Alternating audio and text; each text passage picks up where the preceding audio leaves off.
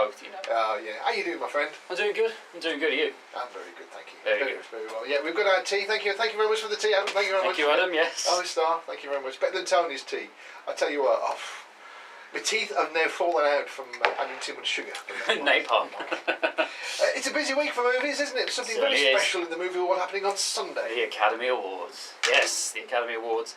I'm looking forward to them. Normally, the Academy Awards really omit a lot of films which really did deserve. I mean, they have missed out on a lot of stuff this year. For example, Tom Hanks hasn't been nominated for Captain Phillips, which I just think is a huge oversight. Emma Thompson didn't get nominated for Saving Mr. Banks. I mean, they've always made mistakes. They can't please everyone. But I think this is the first year that I can think of where they've picked out some of the best. They've not made too many bad choices this year. Okay. But looking at the BAFTAs and everything like that, I think there are going to be some changes. I did my predictions a few weeks ago, but looking back, I do think I made some errors. Ooh, so I do think I need to go back and correct them. For example, I did say that Chiwetel Ejiofor would win Best Actor for 12 Years a Slave. I don't think it will be now. I think it will be Matthew McConaughey for Dallas Buyers Club, which I reviewed a few weeks ago. Because, I mean, they're both very good performances. He's a turnaround actor, isn't he? He really is. He's turned around. He's gone from sort of zero to hero. He's gone from zero to hero. Yeah. It's a great performance, and I mean Matthew McConaughey is becoming one of my favourite actors working today. He's really good, and Dallas Buyers Club is probably his best performance. So I can see him winning. I would love Chiwetel Ejiofor to win because 12 Years a Slave is such an important film that I can't not imagine him winning because I mean he won the BAFTA. Did he win the Golden Globe? Yes, he did win the Golden Globe. So if they're to play out the same way, I think Chiwetel Ejiofor could win. But my money would actually go to Matthew McConaughey. Oh. Although I'd be happy for both to win. It's the same with Best Picture. It's either going to be 12 Years a Slave or Gravity. If Gravity wins, it will be the first time in Academy Award history when a science fiction film has won Best Picture. Okay. So it would be good if that could happen. It would be sort of. I mean, it's the best science fiction film ever made. So I think. And if 12 Years a Slave wins, will that be one of the most sort of brutal films that's ever won an Oscar? I don't know because Schindler's List is pretty brutal, and that won Best Picture in 1993. Okay. So it's certainly one of the bloodier ones. Yeah. It's certainly more harrowing and vicious, but I think that's what the Academy goes for. To be honest, if it's about slavery, it's guaranteed to get a nomination at least. But I think due to how serious it takes its subject matter, how good the performances are, and how good the direction is, 12 Years a Slave could win. I think it could win, but Gravity has a chance. We'll wait and see. We will wait and see on Sunday, yes. We've got a couple of films coming up. We've got Ride Along and The Book Thief. Yes. All coming up between now and 3 o'clock.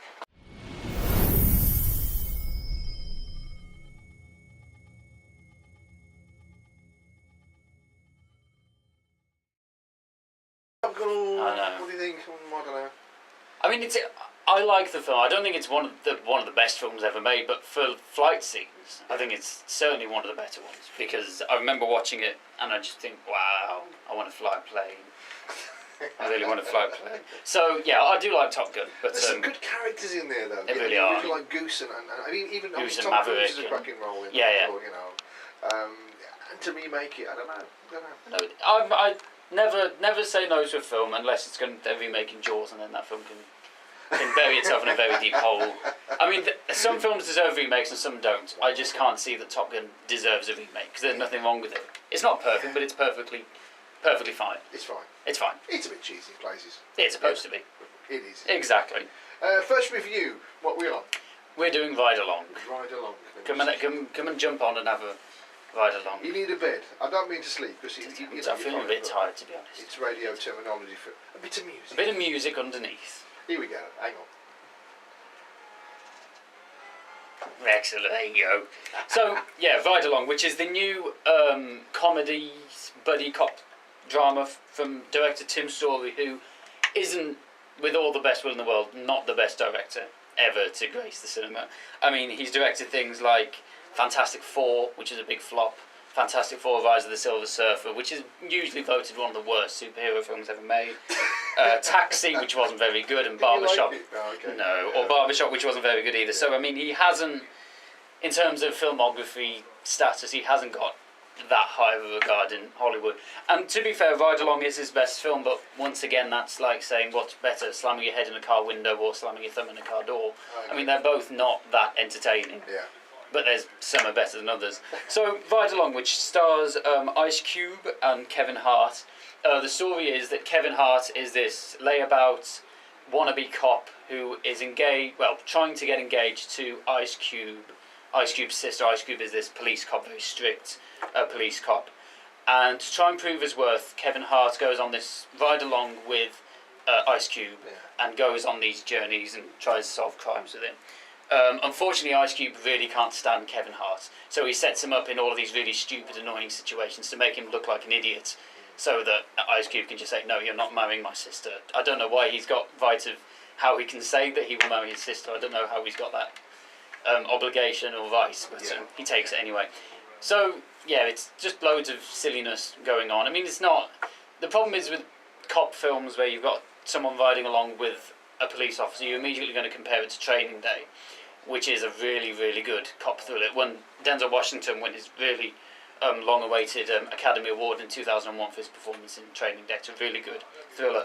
This is obviously a lot more comedy-based, but unfortunately the comedy doesn't really work. There were a few moments where I giggled, sort of, like, yeah. But can you do that again? That was good. Okay, yeah, carry on. Oh, yeah, I suppose. But then the rest of it just plods along really quite clumsily. Yeah. It's not very well made, it's not that good. But it could have been so much worse. Kevin Hart is the guy who starred in Grudge Match, with that film with Robert De Niro and Sylvester Stallone where they played two boxers. And I said the worst thing about that was Kevin Hart. I said he was the most annoying thing on the planet because he just does that screechy, screaming noise. That was good. But in this film he's a lot more controlled. I mean, he still is manic self, but Ice Cube is like this really stoic, strict guy, and he contrasts really well with that. I mean, Ice Cube is in one of my all-time favourite guilty pleasure movies, Anaconda, with Jennifer Lopez, where they're being chased by a giant snake in the Amazon. I mean, it's stupid, but I really love that film, so I'm always going to give Ice Cube a bit of leeway just because he was in that bit of rubbishness.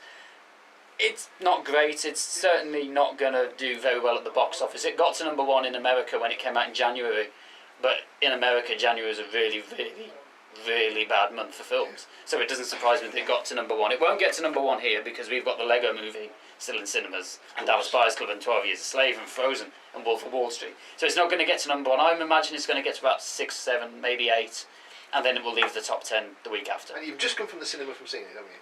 No, that's the next film. You see what I mean? I thought you said, I've just come from the cinema, and you did. To see The Book Thief. To see The Book Thief. Yeah, I saw this a few days ago on an advanced screening. So, it's alright. It's perfectly fine. It's in cinemas now. Go and make your own mind up. Exactly, go and make your own mind up. It's not a thumbs up, it's not a thumbs down. It's sort of wavering in the middle. Yeah, I mean, if you like buddy cop comedies like The Heat last year with Sandra Bullock and Melissa McCarthy, it's not as good as that, but it's sort of in the same vein. So if you like those kind of films, check it out. You can do a lot worse. Wonderful. We'll be back right after this break with a bit of UB40.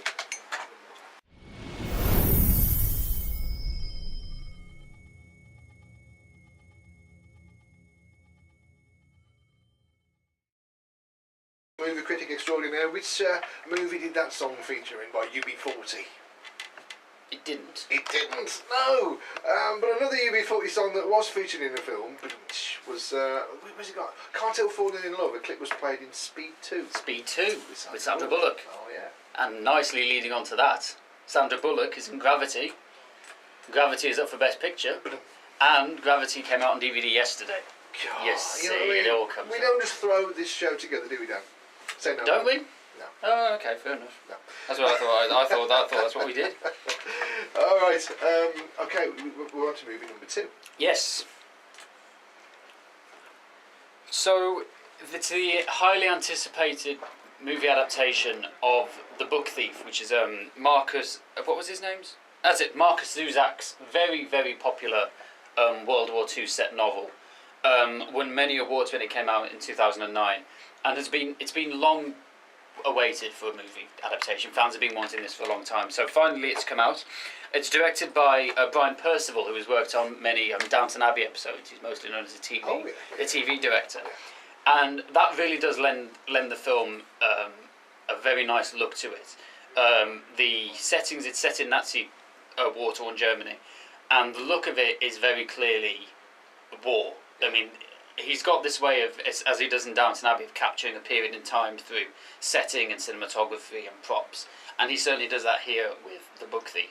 So I'm going to get the good stuff out of the way first before I get on to the negatives, because there's quite a few. I thought something was coming there, yeah. So the story is that Sophie Nellis, who is a newcomer to movies, she plays this little girl Liesel, and on the way to, she's on a train journey with her mother and her young brother, and she's on her way to be adopted due to like evacuation during the war, and her little brother dies, and her mother can't cope, and so she ends up going to this adoptive family on her own. And she's very scared, obviously, she's very nervous. And she meets her adoptive parents, who are played by Geoffrey Rush and Emma Watson. And, no, not Emma Watson. Always get that wrong. I'm really sorry. I'll remember her name in a second. Emily Watson, thank you. Emma Watson's the girl who plays Hermione. Emily Watson, thank you.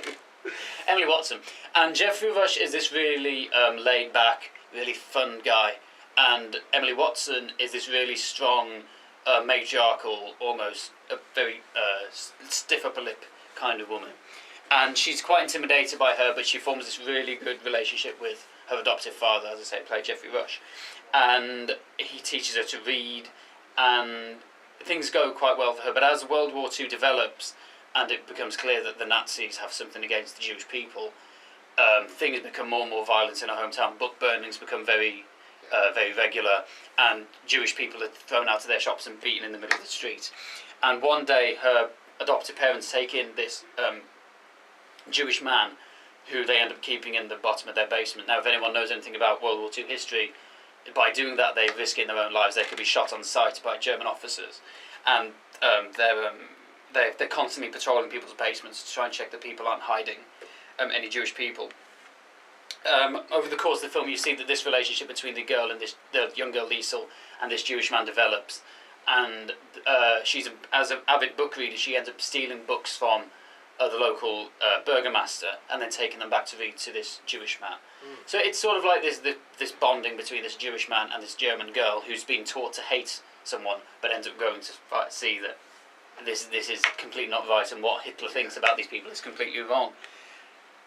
I really wish I could say good things about it, because I was looking forward to seeing this film. I'm always a fan of war films set through the eyes of children, so you can see how the war impacts the young, not just the old.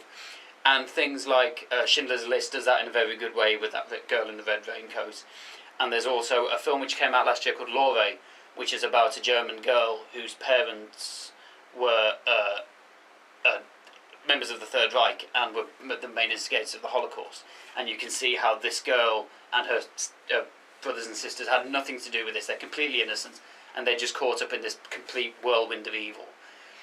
Unfortunately, The Book Thief doesn't have any of that power. It tries to have a lot of emotional moments. There are scenes which are clearly made to make you think, oh, now that's very sad. But unfortunately, because of films such as The Boy in the Striped Pyjamas, which try to create a lot of sadness and emotion just through purely the fact that it's a child having these things done to her or seeing these things, it doesn't really lend itself to a lot of emotional value. You think, oh, that's sad, but you don't think, I understand these characters and what they're going through, and I can relate or identify with what they're doing. I really would like to say it was good. A lot of people have really liked it. It's turned up a lot of American critics' best films lists. It's been a really big hit overseas. It came out today, so I've just been for the cinemas to see it. So I've not really had a lot of time to think about what it is. But on my first thoughts about it are, it looks beautiful. The music by John Williams is great, really, really good. One of John Williams' best soundtracks in a long time. And the acting is great. Geoffrey Rush and Emily Watson are great together as a pair, and they give very, very good performances. But unfortunately, an over-emphasis on dramaticism and melodrama really does lend the film a great disservice. And I did find myself becoming quite irritated with the film, because it tries to have an emotional attachment when it doesn't develop its characters or the situation around them. So I'll probably come back and talk about it next week when I've thought more about it. But as I say, my first thoughts about it is, it's good, it looks good, and it's acted well. It's a mess of a film, unfortunately. The Book Thief, it's in cinemas as of today, is that right? Today it came out, and as I say, Today. it's going to do really well in the box office. I think people are really, really going to enjoy it. I'm going to be in the minority. Yeah. But I can only go with how I felt, and that is exactly how I felt. Wonderful. So.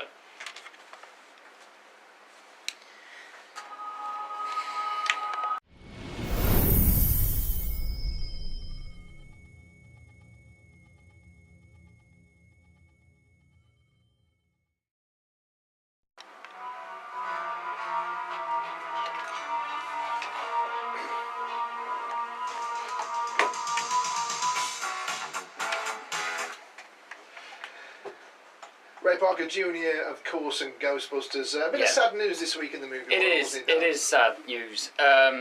Unfortunately, the great Harold Ramis, the brilliant writer-director, has sadly died at age 69.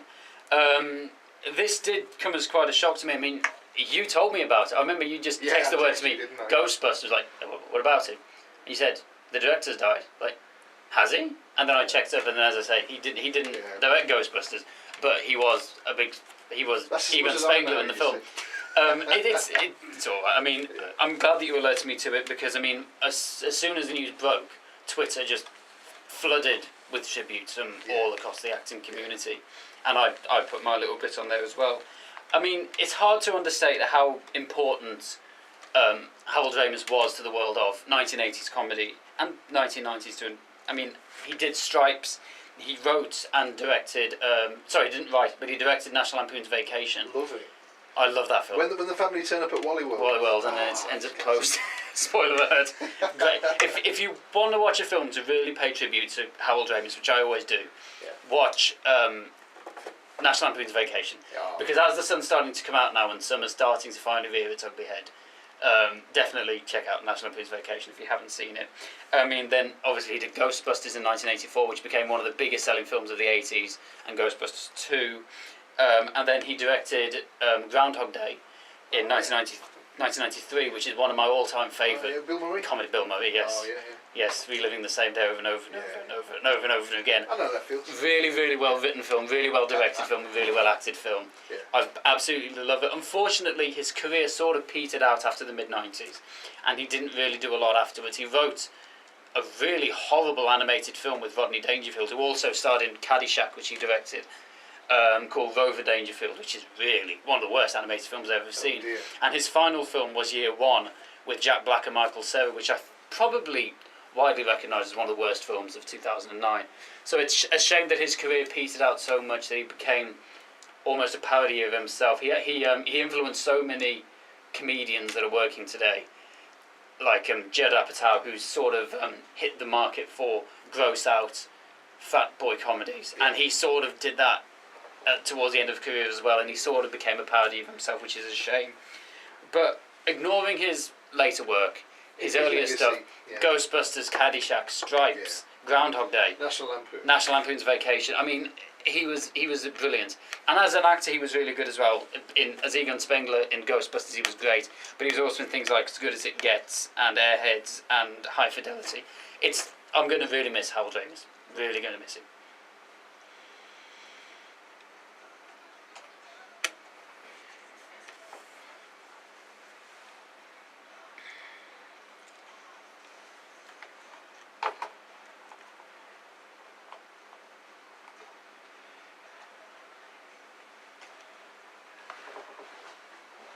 Ray Parker Jr. and Ghostbusters there. We'll be back right after this short break.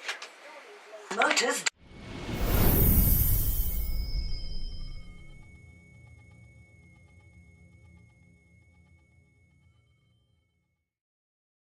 Movie, I'm sure it was, Dan. I'm sure. I mean, there's a lot of Beach Boys songs in films. Yeah. I can't think off the top of my head if I get around it, but it's got to be in some kind There was a Naked Gun film, and I'm sure it was, and they were running across the beach, but it wasn't called Naked Gun. No. It doesn't help you at all, does it? Was it one of the Police Academy films? It could have been the Police Academy one, yeah. I don't remember. I don't remember. Tell me about Gravity then, because What would you like to know about Gravity? It's awesome. we can all play it in our lounges and living You can rooms. play it on your lounge and your Blu-ray players and everything. Yeah, come out on DVD yesterday, and the more I think about that film, the more I really do just love it to bits. Yeah. It's great. Really, really good. I Sandra saw it. Bullock. Sorry. Yeah, I love Sandra Bullock. Yeah, Don't she's knock good. Sandra Bullock. Oh, yeah, she's good. Yeah, she's great, and she's really good in the film as well. I did. Really, really good in the film. She has been nominated for Best Actress, but she won't win. It will be Kate Blanchett for Blue Jasmine. But she definitely deserves some awards for her great performance in Gravity. Check it out. It's time for your roundup, Dan. It is. So this is what's happening in the world of cinema this week. 12 Years a Slave is still in. Go and see 12 Years a Slave if you haven't seen it yet. The Wolf of Wall Street, which is Martin Scorsese's latest, really just completely bonkers silent cinema. You need to see it. I mean, it's 3 hours of just complete insane madness. 3 hours. It is 3 hours. It's his longest film to date. I'd take my slippers as well. I'd take a sleeping bag if I were you. I really would. Yeah. It's very long. It could probably do with 1 or 2 orgy scenes cut out of it. Really? But you can't. Multi Vicar, yeah? Yeah, exactly, yeah. What else is in? Dallas Buyers Club, as I say, Matthew McConaughey probably will win the Oscar for Best Actor for his portrayal of a man dying of AIDS. It's very, very good film. Very funny as well. Really, really good film. Check that out. Frozen, which is still hanging in there at number 10 in the box office. One of Disney's absolute best films since Princess and the Frog. And as I say, if you like buddy cop films, go and check out Ride Along, because it's really not that bad. And the Lego Movie. It's half term. Actually, no, it's not half term anymore, is it? But if the kids are at school and you want to do something fun, go and see the Lego Movie. It's much more for adults than it is for kids, if you ask me. If the kids are at school, go and see the Lego Movie. When I went to see it, more adults were laughing than the kids. The kids were looking around like, what are they laughing at? And the adults were rolling in the aisles laughing. So go and check it out. Brilliant, we'll do.